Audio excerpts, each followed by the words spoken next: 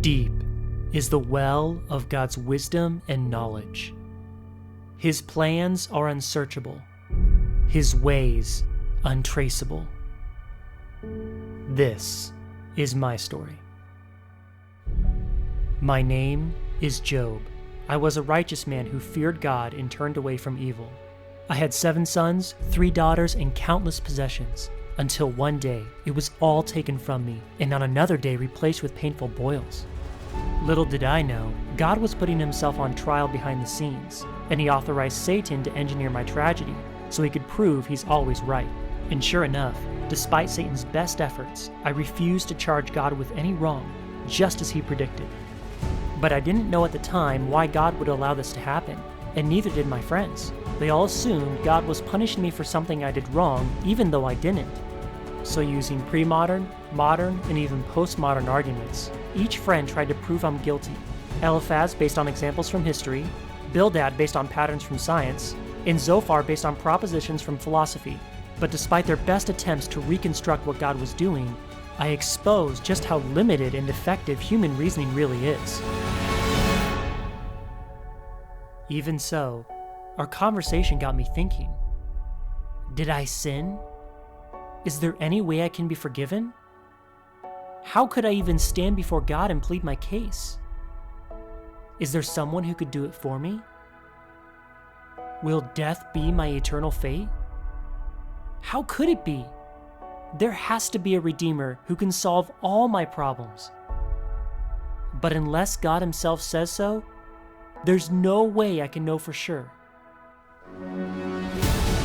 What I need is God's wisdom, which can only happen if you fear him enough to listen to what he says. But God won't talk with me, and as faithful as I've been to him, you would think he would treat me better. And it was at that moment I started to believe that God must somehow be wrong. But that's where I went wrong, and my friend Elihu graciously pointed it out to me. He said I overestimated my own integrity and underestimated God's purposes, to the point where I failed to realize he could do everything I ever wished for and more.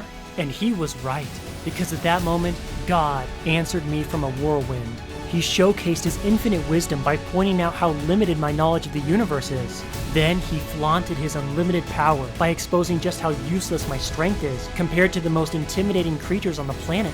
He proved without a shadow of a doubt he knows what he's doing, and I couldn't do it any better if I tried.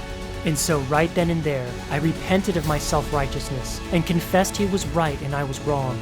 And then, in such an odd twist of fate, God returned to me a double portion of my possessions and gave me another 7 sons and 3 daughters. And just like that, life went back to the way it was.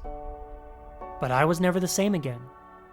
You see, God never told me what he was doing, and he never answered any of my questions. He left me to move on with the rest of my life in the dark. My story ends with my death. And you would think my life finished on the worst possible note. But you have to understand, this actually was the best ending I could ever wish for, because it was only then that God gave me the answers I was looking for.